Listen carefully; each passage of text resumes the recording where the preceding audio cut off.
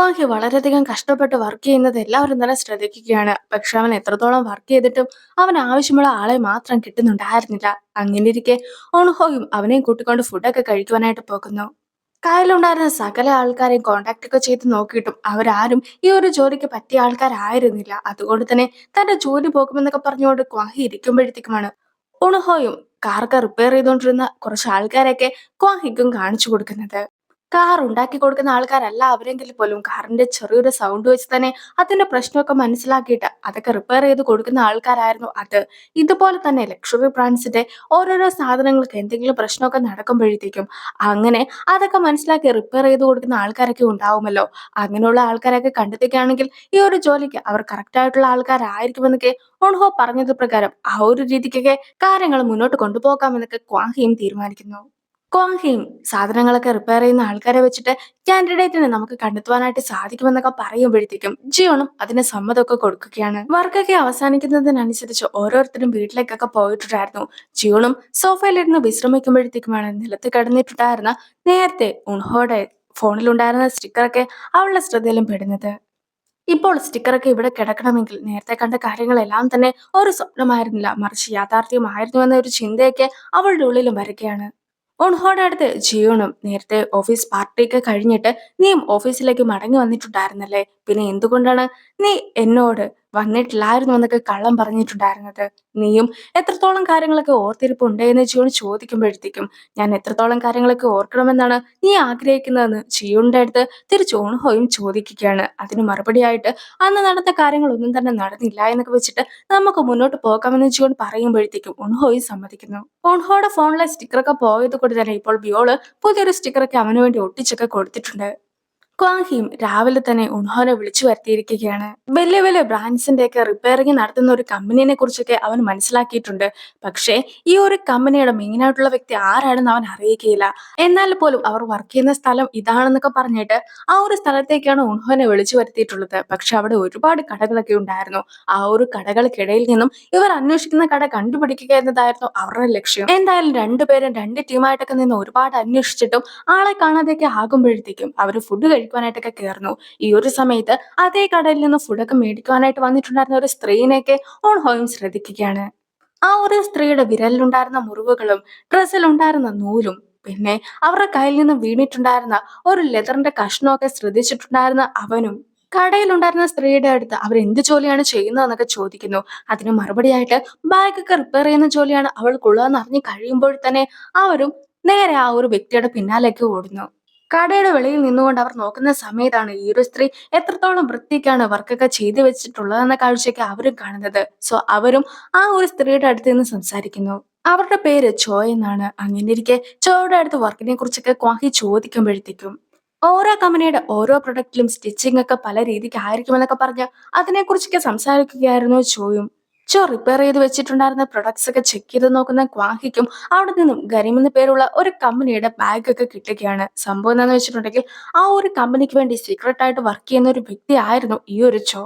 ചോ തന്റെ 17ാമത്തെ വയസ്സിലൊക്കെയാണ് ഈ ഒരു മേഖലയിലേക്ക് കടന്നു വന്നിട്ടുണ്ടായിരുന്നത്. ഇപ്പോൾ 37 വർഷത്തെ എക്സ്പീരിയൻസും ചോയ്ക്കുണ്ട്. ഇത്രയും നാളത്തെ എക്സ്പീരിയൻസ് ഒക്കെ ചോയ്ക്കുള്ളത് കൊണ്ട് തന്നെ ഏതൊരു കമ്പനിയുടെ പ്രൊഡക്ട്സ് ഒക്കെ വെച്ച് കാണിക്കുകയാണെങ്കിലും അത് ഏത് കമ്പനിയുടെ ഏത് പ്രൊഡക്റ്റ് ആണെന്ന് കൃത്യമായി തന്നെ പറയുവാനായിട്ട് അവൾക്ക് സാധിക്കും. മാത്രമല്ല അവൾക്ക് ഫേക്ക് ആയിട്ടുള്ള ഒരു പ്രൊഡക്റ്റും റിയൽ ആയിട്ടുള്ള ഒരു പ്രൊഡക്റ്റും തിരിച്ചറിയുവാനുള്ള കഴിവുണ്ട്. അതിന് അവളൊന്ന് തൊട്ട് നോക്കിയാൽ മാത്രം മതിയാകും.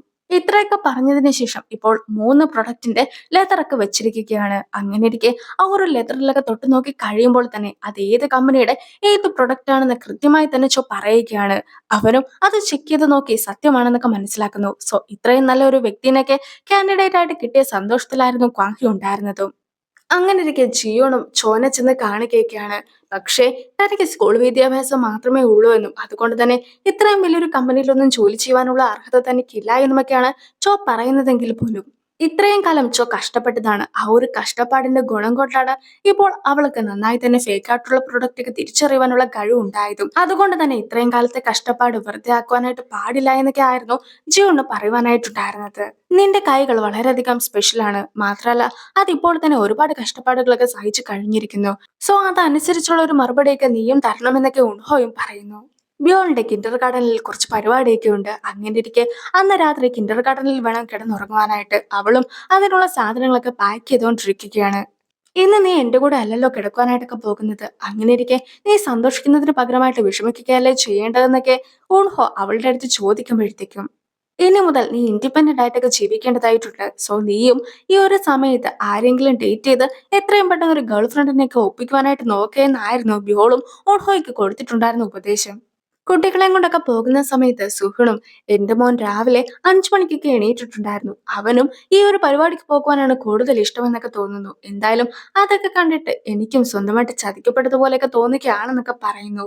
എന്താന്ന് വെച്ചിട്ടുണ്ടെങ്കിൽ നേരത്തെ ഉൺഹോ പറഞ്ഞതുപോലെ തന്നെ സാധാരണയായിട്ട് പേരൻസിനെ വിട്ടു നിൽക്കുമ്പോഴത്തേക്കും കുട്ടികൾ വിഷമിക്കുകയല്ലേ ചെയ്യേണ്ടത്. പക്ഷെ ഈ ഒരു കേസിൽ എല്ലാ കുട്ടികൾക്കും ഒരുപാട് സന്തോഷമാണുള്ളത്. നിലവിൽ ബിയോള് വീട്ടിലില്ലാത്തത് കൊണ്ട് തന്നെ എന്റെ വീട്ടിൽ വെച്ചൊരു പാർട്ടിയൊക്കെ നടത്തിയാലോ എന്ന് മേയ് ഉൺഹോയുടെ അടുത്തേക്ക് ചോദിക്കുകയാണ്. ഉൺഹോയും അതൊക്കെ സമ്മതിക്കുന്നു.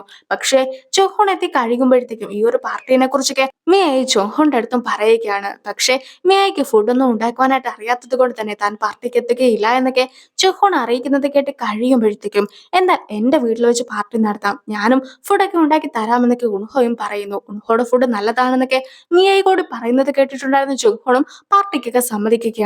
ജൂൺ പാർട്ടിക്ക് വരുവാനായിട്ട് സാധ്യതയില്ല. അവളും ഇതുവരെയായിട്ടും ഒരു എംപ്ലോയിയുടെ പോലും വീട്ടിലൊന്നും പോയിട്ടില്ലല്ലോ എന്നൊക്കെ ചൊഹോൺ പറയുന്നുണ്ടെങ്കിൽ പോലും ഇതങ്ങനെ വെറും ഒരു എംപ്ലോയി ഒന്നും അല്ലല്ലോ, ഉൺഹോ അല്ലേ എന്നൊക്കെ മിയയും ചോദിക്കുന്നുണ്ട്. പക്ഷേ ഉൺഹോയ്ക്ക് അതിന് മാത്രം എന്ത് പ്രത്യേകതയാണ് ഉള്ളതെന്നൊക്കെ ചോദിച്ചുകൊണ്ട് ചെഹോണും കുറച്ച് അസൂയോടുകൂടി തന്നെ പോകുന്നു.